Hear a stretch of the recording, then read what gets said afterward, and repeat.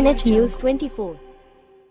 श्रीरामपूरमध्ये शिक्षण क्षेत्र हादरलं, शिक्षकावर गैरवर्तनाचा आरोप, पोस्को अंतर्गत गुन्हा दाखल. श्रीरामपूर शहरातून एक अत्यंत धक्कादायक आणि संतापजनक घटना समोर आली आहे.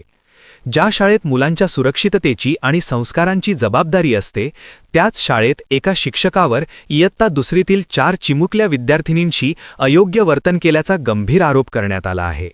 या प्रकरणी पोस्को कायद्याअंतर्गत गुन्हा दाखल करण्यात आला असून आरोपी शिक्षकाला पोलिसांनी अटक केली आहे.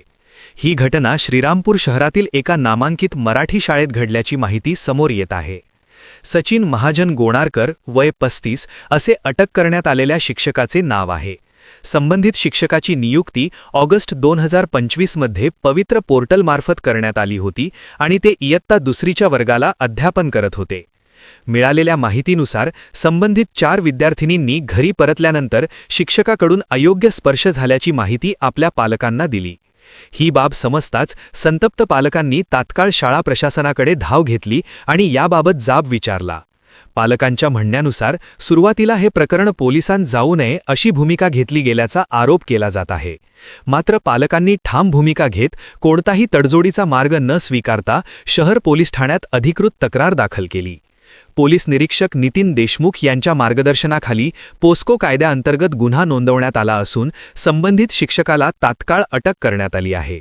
विद्यार्थिनींचे जबाब नोंदवण्याची प्रक्रिया सुरू केली असून इतर पुरावे गोळा करण्याचे कामही सुरू आहे. या घटनेमुळे श्रीरामपूर शहरात संताप आणि चिंतेचे वातावरण निर्माण झाले आहे. पालकांमध्ये भीतीचे सावट पसरले असून शाळांमध्ये विद्यार्थ्यांच्या सुरक्षिततेबाबत अधिक कडक उपाययोजना राबवण्याची मागणी जोर धरत आहे.